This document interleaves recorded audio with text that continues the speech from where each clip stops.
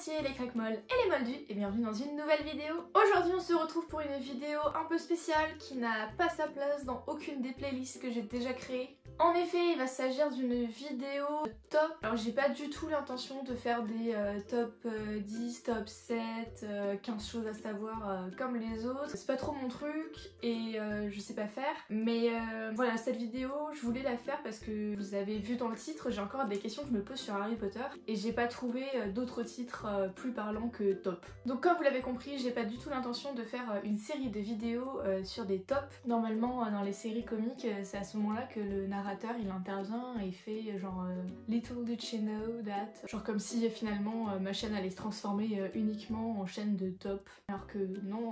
Donc aujourd'hui on va s'intéresser au top 10 des questions que je me pose toujours sur Harry Potter et le monde magique en général. Vous le savez sûrement si vous êtes français, en ce moment tous les mardis Harry Potter repasse à la télé, ils font toute la saga et c'est vrai que depuis que ça repasse je me rends compte que j'ai encore beaucoup de questions sur plusieurs aspects et je me suis dit que ce serait peut-être intéressant de les partager avec vous. Donc on va commencer tout de suite avec la première question. Ma première question c'est de savoir si les moldus peuvent utiliser des objets magiques. Alors en fait moi j'ai pensé à ça par rapport au Quidditch. Je me suis dit mais est-ce qu'un moldu de base quoi peut se mettre sur un balai et voler? Parce que vous voyez on doit quand même lui dire hop, mais c'est pas toujours le cas dans les films. Du coup est-ce qu'on pourrait faire du Quidditch? Est-ce qu'on pourrait faire du vrai Quidditch? Est-ce que ce serait possible de faire ça? Parce que dans les Animaux Fantastiques 2, Jacob il prend bien un porte-au-loin et c'est un objet magique et qu'il est moldu. Ou alors est-ce qu'il y a une classification entre les différents objets magiques et qu'on peut pas tous les utiliser? Je vous avoue j'ai genre aucune réponse. Peut-être qu'il y a déjà une classification qui a été faite, qui existe quelque part, mais je l'ai pas. Donc si vous avez des réponses à me donner, n'hésitez pas dans les commentaires. Ma deuxième question, qui est une question hyper commune parce que tout le monde la pose mais elle vaut le coup d'être posée quand même. Madame Pomme Fraîche, elle peut refaire pousser des os mais elle peut pas réparer la vue. Genre ni celle de Harry, ni celle d'Albus, de McGonagall. Pourquoi? Je sais pas ce qu'il y a de trop compliqué dans les yeux pour que ce soit impossible de les réparer. Sachant que même dans le monde moldu, c'est possible de se faire opérer de la myopie. Je comprends pas pourquoi la magie peut pas réparer ça. Ou alors est-ce qu'ils ont fait tous le choix de pas le réparer pour avoir des lunettes et avoir l'air plus classe? Je sais pas. Mais c'est quand même une question qui vaut la peine d'être posée. Si J.K. Rowling pouvait répondre, ça me ferait super plaisir. Ma troisième question concerne les chouettes. Est-ce que vous trouvez pas ça super chelou que, alors que personne ne sait où se trouve Sirius Black dans le 4e volet de Harry Potter, mais personne le sait, personne, même Harry il sait pas. Edwige, Harry lui donne une lettre, c'est marqué juste Sirius Black, et Edwige elle est en mode bah ouais, je sais où il est, c'est parti, on y va. Et même au-delà de ça, même quand il y a une adresse dessus, la chouette elle sait pas lire. La chouette elle maîtrise pas la carte de l'Angleterre, du monde d'ailleurs. Est-ce que c'est pas super chelou comment les chouettes trouvent leur destinataire à chaque fois? Voilà, est-ce que vous ça vous interroge pas? Parce que je veux dire, même Errol, qui est nul, qui sait pas faire, qui se perd tout le temps, il a quand même fini par trouver Azkaban. Je trouve ça bizarre. Ma quatrième question concerne les fourches-langues. Et plus précisément, est-ce qu'il y a des fourches-langues pas fourches-langues, c'est-à-dire qui parlent à d'autres animaux? Est-ce que l'héritier de Poufsouffle, il peut parler aux blaireaux par exemple? Moi ça m'arrive souvent de parler à des blaireaux, vous voyez, mais pourtant je suis pas Poufsouffle. Je suis désolée pour les gens qui regardent ma vidéo avec les sous-titres anglais parce que ce jeu de mots, vous l'aurez pas du tout. Non mais vous avez compris l'idée. Est-ce que les sorciers peuvent parler à d'autres types d'animaux? Parce que là on a quand même les 3 autres maisons, mais toutes les écoles fonctionnent pas forcément en maison ou pas avec les mêmes animaux. Est-ce que du coup c'est possible de parler à tous les animaux? Est-ce que je pourrais parler à mon chat? Est-ce qu'il me comprendrait? Est-ce que je le comprendrais? Est-ce que je pourrais parler aux oiseaux, aux aigles? Est-ce qu'il y a un langage oiseau universel par ailleurs, hein, on se pose la question. Je vois pas pourquoi uniquement 2-3 personnes dans le monde là ils pourraient parler en plus aux serpents, c'est quand même nul. Moi je trouve ça nul. Vous en pensez quoi? Est-ce que vous pensez qu'il y a d'autres sorciers qui peuvent parler à d'autres types d'animaux? Ma cinquième question concerne la prison Azkaban et plus précisément la cuisine, parce que comme vous le savez à Azkaban il y a les prisonniers et les détraqueurs et c'est tout. Sauf que les prisonniers, comme vous le savez, ils sont humains, donc pour pas mourir, ils ont besoin de manger. Et comme vous le savez, exception à la loi de Caen, c'est-à-dire qu'on peut pas créer de la nourriture. Donc il faut forcément qu'il y ait quelqu'un qui cuisine. Sauf que les détraqueurs, ils cuisinent pas. Donc qui fait à manger? D'ailleurs, je vais essayer de vous retrouver, mais j'avais vu une illustration d'un détraqueur avec un petit plat chaud dans les mains et tout, c'était hyper hyper mignon. Si je l'ai retrouvé, elle est ici.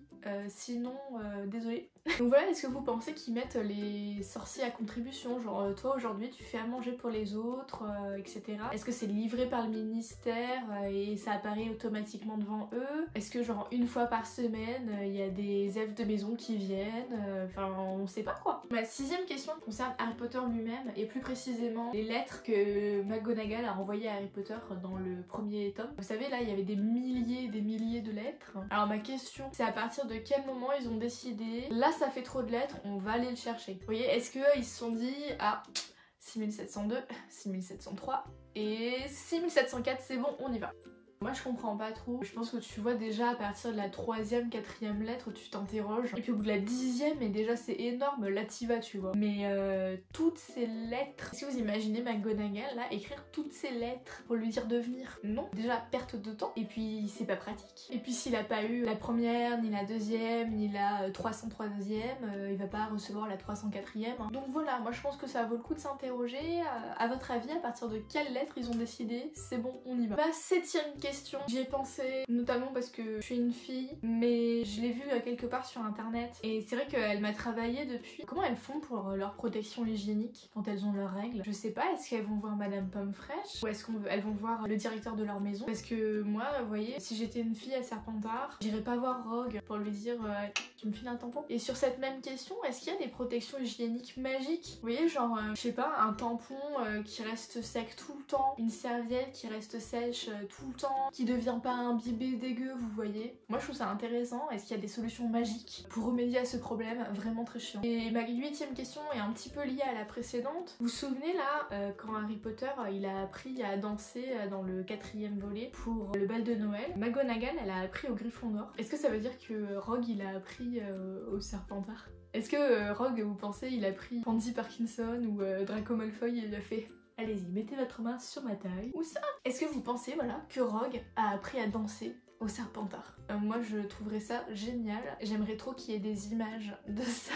C'est quelque chose que je trouverais génial. Rien qu'un dessin. Si vous êtes créatif, faites-le quoi, moi je veux voir ça. Ma 9e question concerne McGonagall. Vous savez, McGonagall c'est un animagus, donc elle peut se transformer en chat. Et ma question c'est, est-ce que McGonagall, quand elle était en chat, elle allait saouler les autres? Parce que vous voyez, si vous avez un chat, vous comprendrez. Un chat, quand on travaille, il aime bien venir se coucher sur nos feuilles, faire ses griffes comme ça sur nos feuilles, nous faire des câlins alors qu'on n'est pas dispo, juste s'asseoir sur notre travail, par exemple. Donc est-ce que McGonagall, elle allait voir Dumbledore dans son bureau en chat et elle se posait sur les feuilles et elle attendait? Moi je pense que ce serait réaliste, mais en même temps vous remarquerez dans le premier film elle est pas posée sur ses feuilles, hein. C'est quand même bizarre parce qu'un chat, si on lui donne un espace carré rectangle, il se met dedans. Donc à mon avis c'est une question à creuser, parce que moi mon chat, je vais vous mettre des photos là par là, mais il le fait tout le temps et j'en ai marre, je peux pas travailler avec en fait. Alors certes c'est super mignon, mais grave chiant. Et enfin ma dernière question concerne les sports magiques. Est-ce qu'il n'y a que le Quidditch? Est-ce que si le Quidditch est l'équivalent du foot, ça voudrait pas dire qu'il n'est pas le seul sport magique et qu'il y en a plein d'autres mais qui sont totalement éclipsés à cause du Quidditch? Voilà, est-ce que vous pensez qu'il y a d'autres sports? Qu'est-ce qu'il y aurait comme autre sport?